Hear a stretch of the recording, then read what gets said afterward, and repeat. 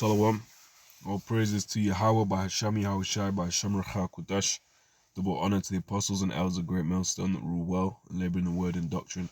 Shalom and peace. May that be unto the elect of the nation of Israel. Now, quick hit. All they that devoured thee shall be devoured. Right, we know the rest of that verse.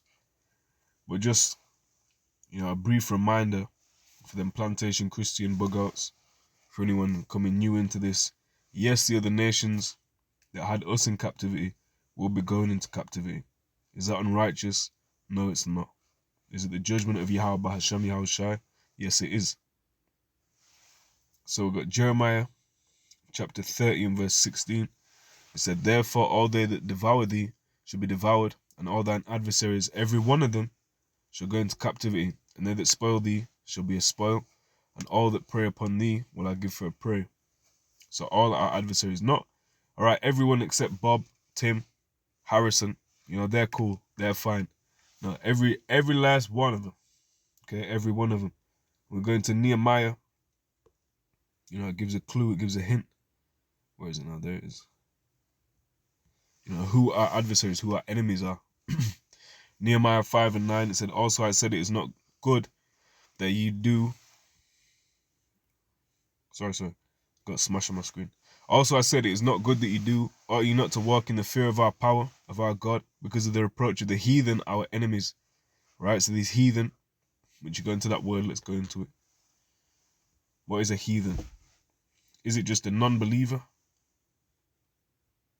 No, which that's a side point. When we figure out what heathen is, which means another nation, well, why are the other nations associated with non-belief? Right, because this whole book is for Israel. Right, the enemies of Israel have gathered together with one consent to try and conceal this. And say, take the houses of the Most High into their own hands, paraphrasing. Approach of the heathen. Word is Gauya, says nation, people, usually of non-Hebrew people, of descendants of Abraham, of Israel, of swarm of locusts, other animals, figuratively, proper masculine noun. Goyim? Question mark. Nations. Right, Goyim, that's how you'd say it in modern Hebrew. Psalm 83, to prove it's not just right, it's not just the wicked of our people. Right, the Lord has enemies. Psalm 83, starting at verse 1. Keep not thou silence, O halalyam, hold not thy peace, and be not still, O halalyam. For lo, thine enemies make a tumult, and they that hate thee have lifted up the head. They have taken crafty counsel against thy people, and consulted against thy hidden ones.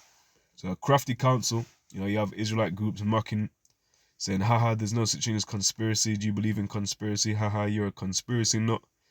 Talking all this, when in reality, a crafty counsel is nothing but that. Let's go into some translation comparisons. Right, crafty counsel, crafty schemes, crafty counsel. They conspire with cunning against thy people. Sorry, against your people. Right, big up the HMV, backing my point up there. Right, crafty plans, crafty counsel, cunning they conspire against. This is the New International Version, NIV. I'm not sure what the HMV stands for. Look that up in a bit. With cunning they conspire against your people. Alright, so what does that mean? There is a conspiracy. The Bible speaks on conspiracies. Right, this is a conspiracy of the other nations to conceal against who the Lord's people are. Right, against who Israel is. And if you say now we're interpolating, well, let's read the next verse. Right, verse 4, it says, they have said, come, and let's cut them off from being a nation, that the name of Israel may be no more in remembrance. Right, so they've come together, they've conspired in subtlety, in craftiness, right, against thy people, against the children of Israel. And they said, come, let's cut them off from being a nation, that the name of Israel may be no more in remembrance. Right, so if that isn't a conspiracy to hide the Lord's people, then what is? If not where, and who is he? So for they have consulted together with one consent, they are confederate against thee. Let's go into the word translation comparisons.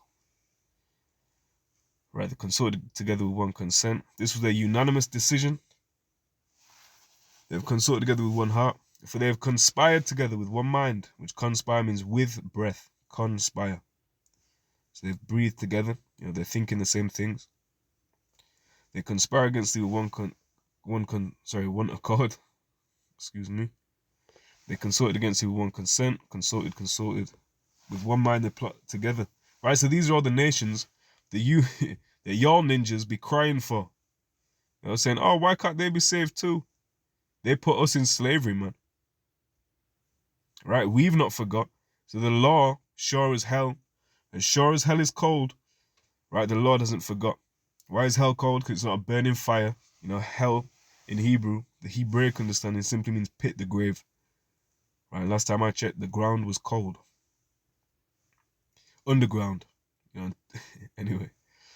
Says, all right, so they've consorted together, they've conspired against, and you can't have an Israelite in slavery. So where are you going to get your bondmen in the kingdom? Right, Leviticus 25, and you really can start verse 39, but I'm going to get straight to the point.